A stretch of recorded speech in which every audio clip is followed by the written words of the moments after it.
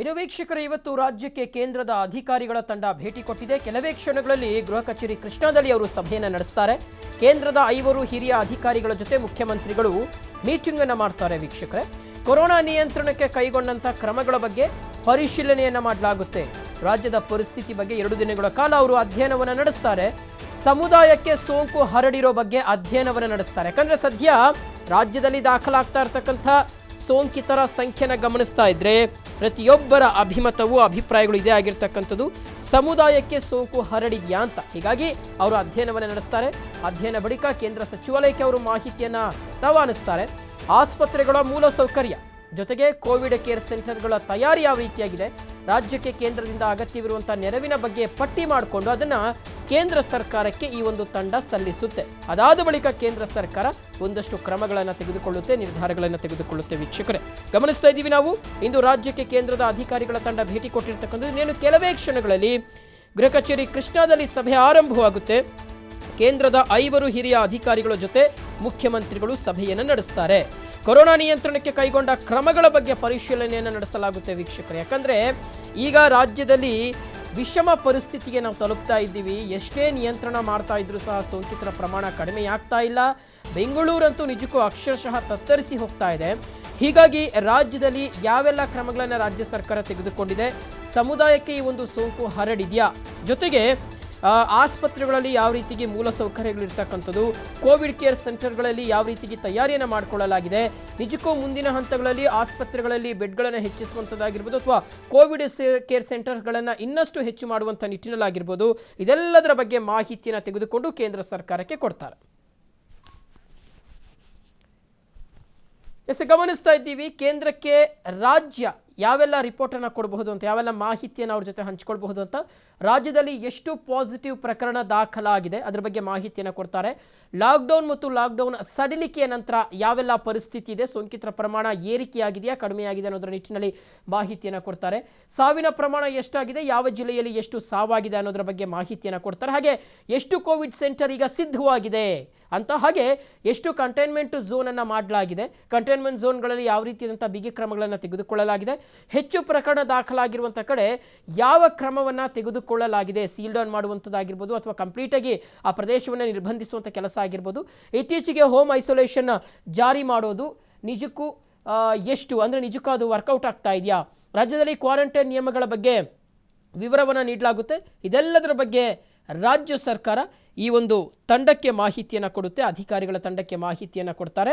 ಆ ಒಂದು ಮಾಹಿತಿಯನ್ನು ನೇರವಾಗಿ ಈ ಅಧಿಕಾರಿಗಳ ತಂಡ ಕೇಂದ್ರ ಸರ್ಕಾರಕ್ಕೆ ಸಲ್ಲಿಸ್ತಾರೆ. ಕೇಂದ್ರ ಸರ್ಕಾರ ಇದರ ಆಧಾರದ ಮೇಲೆ ಒಂದಷ್ಟು ನೀತಿ ನಿಯಮಾವಳಿಗಳನ್ನು ರೂಪಿಸುವಂಥ ಸಾಧ್ಯತೆ ಇದೆ. ವೀಕ್ಷಕರೇ,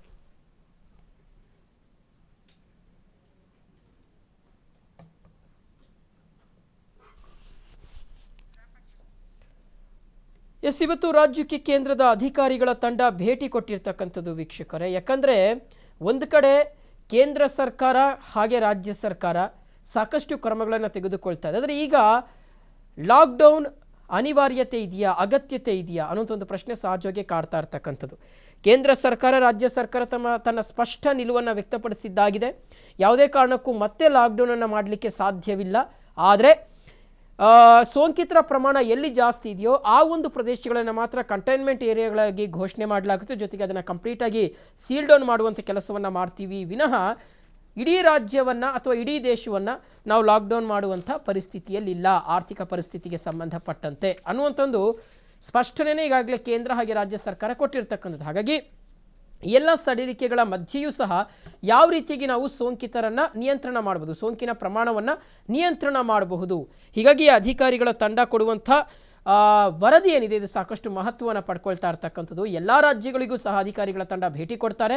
ಜೊತೆಗೆ ಆಯಾ ರಾಜ್ಯಗಳು ಇರ್ತಕ್ಕಂಥ ಪರಿಸ್ಥಿತಿ, ಜೊತೆಗೆ ಸೋಂಕಿತರ ಸಂಖ್ಯೆ ಏರುಗತಿಯಲ್ಲಾಗಲಿಕ್ಕೆ ಅಲ್ಲಿಗೆ ಕಾರಣಗಳು ಒಂದಷ್ಟು ಇರ್ತವೆ ಆಯಾ ರಾಜ್ಯಗಳಲ್ಲಿ. ಹಾಗಾಗಿ ಆ ಒಂದು ಬಗ್ಗೆಯೂ ಸಹ ಮಾಹಿತಿಯನ್ನು ಈ ಒಂದು ತಂಡ ತೆಗೆದುಕೊಳ್ಳುತ್ತೆ.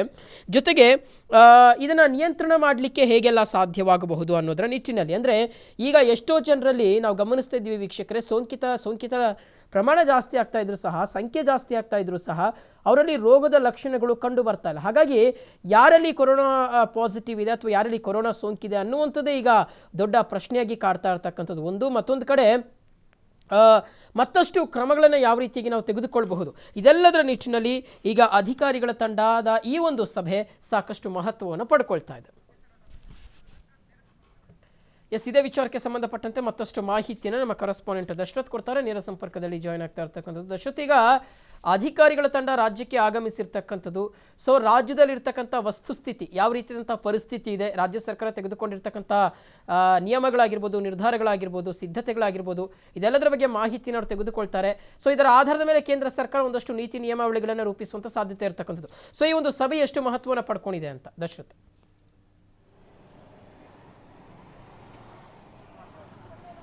ಶಿವಶಂಕರ್, ಗೃಹ ಕಚೇರಿ ಕೃಷ್ಣಾದಲ್ಲಿ ಇವತ್ತು ಕೇಂದ್ರ ಅಧಿಕಾರಿಗಳ ಒಂದು ಸಭೆ ನಡೆಯುತ್ತೆ. ಕೇಂದ್ರ ಅಧಿಕಾರಿಗಳ ಈ ಸಭೆಯಲ್ಲಿ ಮುಖ್ಯಮಂತ್ರಿ ಯಡಿಯೂರಪ್ಪ ನೇತೃತ್ವದಲ್ಲಿ ನಡೆಯುತ್ತೆ. ಹಲವಾರು ಪ್ರಮುಖ ಇಲಾಖೆ ಖಾತೆಗಳ ಸಚಿವರು ಕೂಡ ಈ ಸಭೆಯಲ್ಲಿ ಭಾಗವಹಿಸ್ತಾರೆ. ಪ್ರಮುಖ ಅಜೆಂಡಾ ಈ ಸಭೆದು ಅಂತ ಹೇಳಿದ್ರೆ, ಕೇಂದ್ರ ತಜ್ಞರ ತಂಡ ರಾಜ್ಯಕ್ಕೆ ಬಂದಿರುವಂಥದ್ದು ಕೊರೋನಾ ಮಹಾಮಾರಿಯ ಅಟ್ಟಹಾಸದಿಂದಾಗಿ ಸಂಭವಿಸಿರುವಂಥ ಸಾವು ನೋವು ಎಷ್ಟು ಅನ್ನೋದ್ರ ಪ್ರಕರಣ ವಾಸ್ತುಸ್ಥಿತಿ ಮತ್ತು ಪರಿಸ್ಥಿತಿಯ ಅಧ್ಯಯನಕ್ಕಾಗಿ ಈ ತಂಡ ಬಂದಿದೆ. ಕಳೆದ ಇನ್ನೆರಡು ದಿನಗಳ ಕಾಲ ರಾಜ್ಯದ ಸ್ಥಿತಿಗತಿಯನ್ನು ಅಧ್ಯಯನ ಮಾಡುತ್ತೆ. ಅದಕ್ಕೂ ಪೂರ್ವದಲ್ಲಿ ಮುಖ್ಯಮಂತ್ರಿ ಯಡಿಯೂರಪ್ಪ ಅವರನ್ನು ಭೇಟಿ ಮಾಡಿ ರಾಜ್ಯದ ಪರಿಸ್ಥಿತಿ ಅವಲೋಕನವನ್ನು ಮಾಡುತ್ತೆ. ಯಾವ ರೀತಿಯೆಲ್ಲ ಹಾನಿ ಸಂಭವಿಸಿದೆ, ಯಾವೆಲ್ಲ ಸಾವು ನೋವುಗಳು ಸಂಭವಿಸಿದೆ, ಜೊತೆಗೆ ರಾಜ್ಯ ಸರ್ಕಾರ ಕೊರೋನಾ ನಿಯಂತ್ರಣಕ್ಕಾಗಿ ತೆಗೆದುಕೊಂಡ ಕ್ರಮಗಳ ಬಗ್ಗೆಯೂ ಕೂಡ ಸಂಪೂರ್ಣ ಮಾಹಿತಿಯನ್ನು ಪಡೆಯುತ್ತೆ. ಯಾಕಂತ ಹೇಳಿದ್ರೆ ಕೇಂದ್ರ ಸರ್ಕಾರ ಈವರೆಗೂ ಕೂಡ ಮಾರ್ಗಸೂಚಿಯನ್ನು ಹೊರಡಿಸ್ತಾ ಇತ್ತು. ಇಡೀ ದೇಶದ ಎಲ್ಲ ರಾಜ್ಯಗಳು ಕೂಡ ಯಥಾವತ್ತಿಗೆ ಬಹುತೇಕ ಕೆಲವಷ್ಟು ಮಾರ್ಪಾಟುಗಳನ್ನು ಹೊರತುಪಡಿಸಿ ಬಹುತೇಕ ಯಥಾವತ್ತಾಗಿ ಮಾರ್ಗಸೂಚಿಯನ್ನ ಅನುಸರಿಸ್ತಾ ಇದ್ವಿ. ಆದರೆ ಇತ್ತೀಚೆಗೆ ಅನ್ಲಾಕ್ ಆದ ಬಳಿಕ ಏನು ಪರಿಸ್ಥಿತಿ ಬದಲಾವಣೆ ಆಗಿದೆ. ಯಾಕಂದ್ರೆ ಲಾಕ್ಡೌನ್ ಇದ್ದಾಗ ಸಾಕಷ್ಟು ಪರಿಸ್ಥಿತಿ ನಿಯಂತ್ರಣದಲ್ಲಿತ್ತು. ಅನ್ಲಾಕ್ ಆದ್ಮೇಲೆ ಕೊರೋನಾ ಪ್ರಕರಣಗಳ ಸಂಖ್ಯೆ ಸಾಕಷ್ಟು ಗಣನೀಯ ಪ್ರಮಾಣದಲ್ಲಿ ಏರಿಕೆ ಆಗ್ತಾ ಇದೆ. ಆದರೆ ಒಂದು ರೀತಿಯಲ್ಲಿ ಸಾವು ನೋವುಗಳ ಸಂಖ್ಯೆ ಕೂಡ ಅತಿ ಹೆಚ್ಚಾಗ್ತಿದೆ. ಇನ್ನು ನನ್ನ ಎಡಭಾಗದಲ್ಲಿ ನೋಡ್ತಾ ಇರಬಹುದು, ಈಗ ಕೇಂದ್ರ ಅಧಿಕಾರಿಗಳ ತಂಡ ಗೃಹ ಕಚೇರಿ ಕೃಷ್ಣಾಗೆ ಆಗಮಿಸಿದೆ. ಸಿಎಂ ಯಡಿಯೂರಪ್ಪ ನೇತೃತ್ವದಲ್ಲಿ ನಡೀತಾ ಇರುವಂತಹ ಸಭೆಯಲ್ಲಿ ಈ ಅಧಿಕಾರಿಗಳು ಭಾಗವಹಿಸ್ತಾರೆ. ಭಾಗವಹಿಸಿದ ಬಳಿಕ ಎಲ್ಲ ಮಾಹಿತಿಯನ್ನು ಪಡೀತಾರೆ. ಜೊತೆಗೆ ಕೇವಲ ಯಡಿಯೂರಪ್ಪನವರು ಮಾತ್ರವಲ್ಲ, ರಾಜ್ಯ ಸರ್ಕಾರದ ಹಿರಿಯ ಅಧಿಕಾರಿಗಳು ಕೂಡ ಇದರಲ್ಲಿ ಭಾಗವಹಿಸ್ತಾರೆ. ಜೊತೆಗೆ ಪ್ರಮುಖ ಖಾತೆಗಳ ಕೂಡ ಸಚಿವರು ಕೂಡ ಭಾಗವಹಿಸ್ತಾರೆ.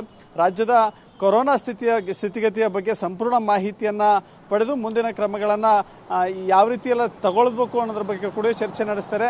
ರಾಜ್ಯದ ಕೊರೋನಾ ಸ್ಥಿತಿಯ ಅಧ್ಯಯನ ಪಡಿಸಿದ ಬಳಿಕ ಕೇಂದ್ರ ಆರೋಗ್ಯ ಮಂತ್ರಾಲಯಕ್ಕೆ ವರದಿಯನ್ನು ಸಲ್ಲಿಸಲಾಗುತ್ತೆ. ಅದಾದ ಬಳಿಕ ರಾಜ್ಯದಲ್ಲಿ ಯಾವೆಲ್ಲ ನೀತಿ ನಿಯಮಗಳನ್ನ ಯಾವೆಲ್ಲ ಕ್ರಮಗಳನ್ನ ಅನುಸರಿಸಬೇಕು ಅನ್ನೋದ್ರ ಕುರಿತಾಗಿ, ಯಾಕಂದ್ರೆ ರಾಜ್ಯದಲ್ಲಿ ಅತ್ಯಂತ ವಿಶಿಷ್ಟವಾಗಿ ಅತ್ಯಂತ ವಿಭಿನ್ನವಾಗಿ ಕೊರೋನಾ ನಿಯಂತ್ರಣಕ್ಕೆ ಕ್ರಮಗಳನ್ನು ಕೈಗೊಂಡಿದೆ.